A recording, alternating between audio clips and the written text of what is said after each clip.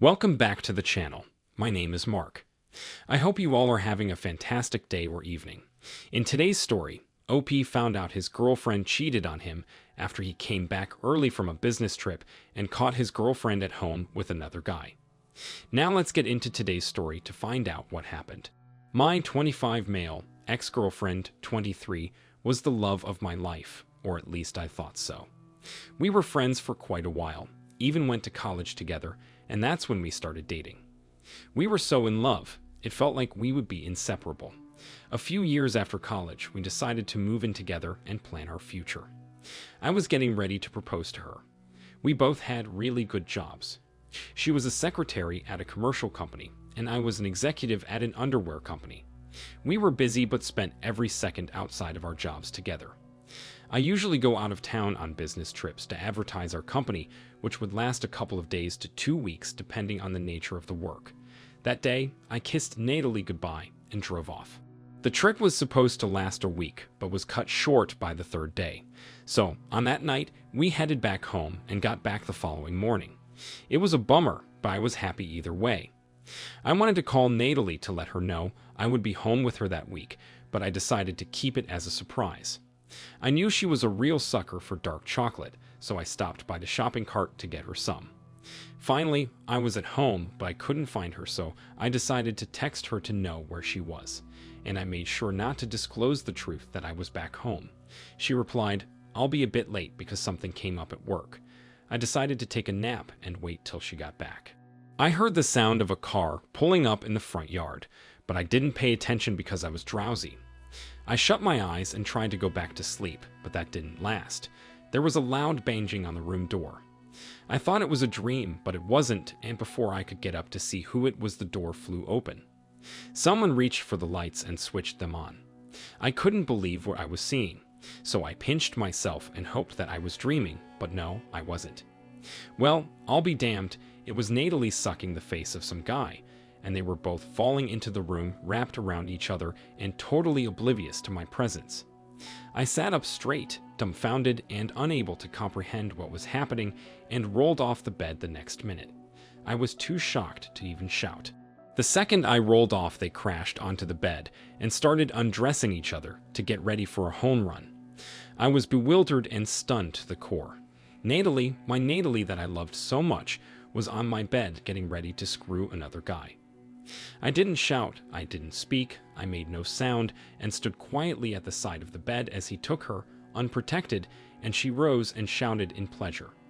I felt so broken at that point that I was so emotionless about my own girlfriend being taken by a dude right in front of me. At that moment, the past few years of my life with her flashed before me, and they became so insignificant. She became so insignificant. I waited till he finished in front of her. Now they were getting ready for round 2, when the dude suddenly saw me out of the corner of his eye and jumped off of her. The next few minutes were frantic as they started shouting and screaming profanities and started getting stressed. As soon as their packages were sufficiently covered, I whipped my phone out and started recording them. They were shouting at me not to record, trying to cover their guilty faces, and ran out of the room.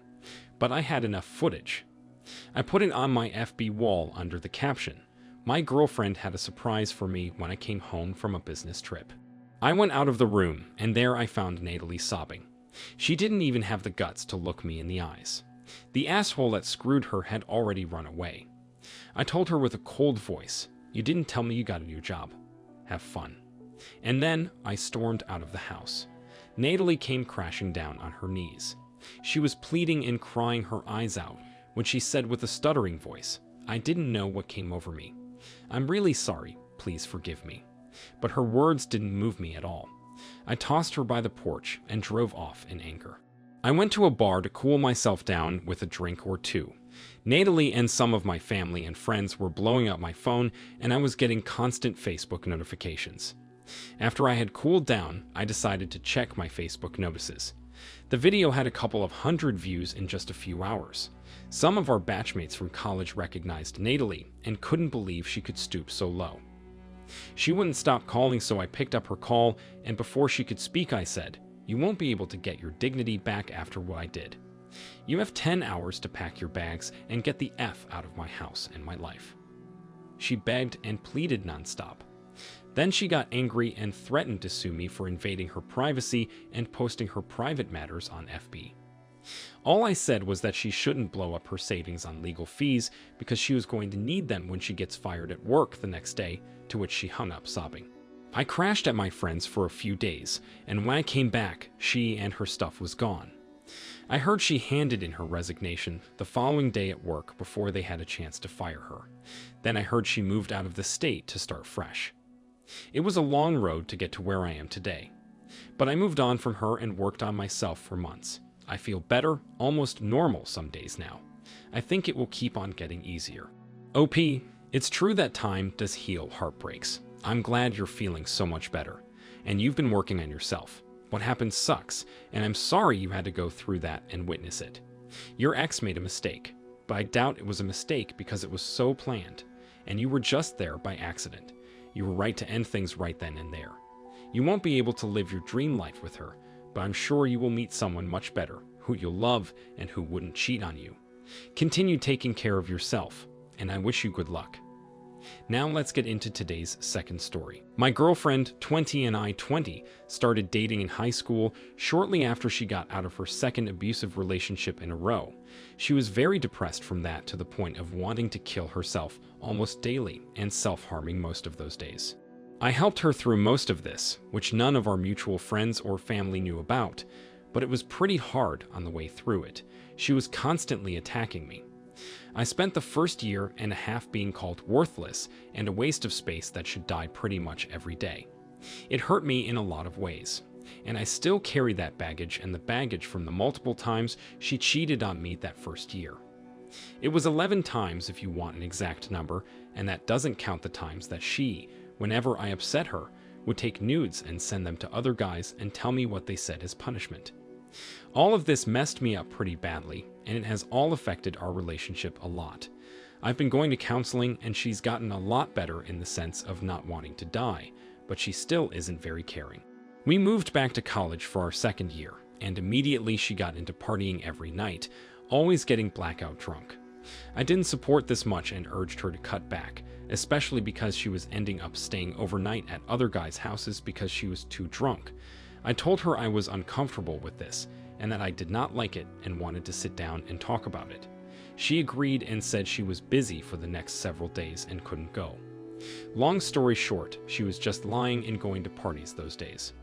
She would tell me she was sleeping and then go out. I had a pretty bad night of depression and called her to get her help, and she replied, "I don't care. I'm busy," with the sounds of the party in the background. I lost it that night and broke up with her. I couldn't handle the lying anymore. I couldn't handle the person she was being.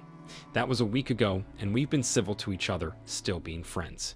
But this morning, she blocked me on everything. And then I started getting attacked by her friends and family, being told that I was terrible for doing this. I'm just not sure how to go forward now. I feel like this is all my fault and that I caused all of it. I feel like the biggest mess up in the world now. Am I really in the wrong and terrible for doing this? OP, you did the right thing. You tried to accommodate and help her, and this is your repayment. She has repeatedly cheated on you, parties like there's no tomorrow, and expects you to just say it's okay. No way should you even think about going back. If friends say you are wrong, they either know one side of the story or they are equally as abusive. This is advice I've never given before, but here it is. Run for the hills and don't ever look back. This is not something you need or should even think about salvaging. It's a toxic mess. Save yourself and get your college diploma. Anyone saying you should do otherwise could say that because they're not in your situation. You did the right thing, OP. Congratulations to you. Now for today's final story. My wife, female 34, of 3 years physically and emotionally cheated on me, male 33, with a coworker for about 4 months, and I found out 2 months ago after going through her phone.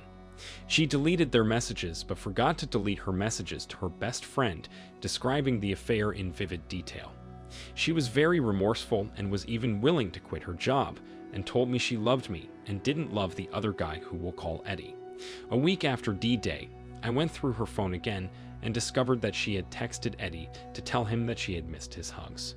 I confronted my wife about this, and we had a huge fight, borderline breaking up. She mentioned she had some trouble getting past Eddie and had shared a lot with him.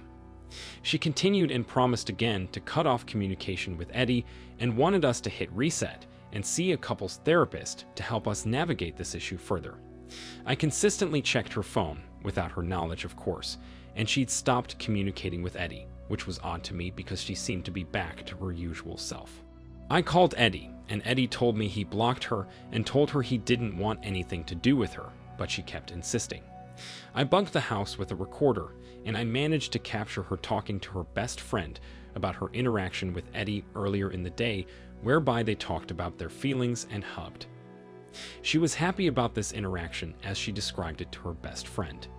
I confronted her again, and she moved out of the apartment and moved in with her best friends. I came to realize she was madly in love, I think limerence, with Eddie. Recently she moved back home, and I gave her stipulations that she would have to get rid of her best friend.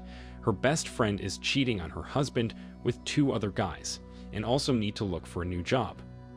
She said she couldn't get rid of her best friend because she was her support system, but I think her best friend influenced her decision to cheat and have an affair. She doesn't entirely disagree with this part. OP, true reconciliation requires that both parties are willing to do the hard things necessary to make the relationship work. Right now, she obviously wants to do the bare minimum to have her cake and eat it too. From what you've posted, she's made her position abundantly clear multiple times. I would recommend you start creating an exit strategy and look to get out of there. Take a step back and consider just how damaged the trust is between you two and how often she has completely abused the trust you've shown her. And you know that the trust you have is incredibly limited because you feel the need to create secret recordings and violate her privacy by snooping through her phone. Thank you for taking the time to listen to today's stories. If you enjoyed listening, please feel free to like and subscribe if you haven't already.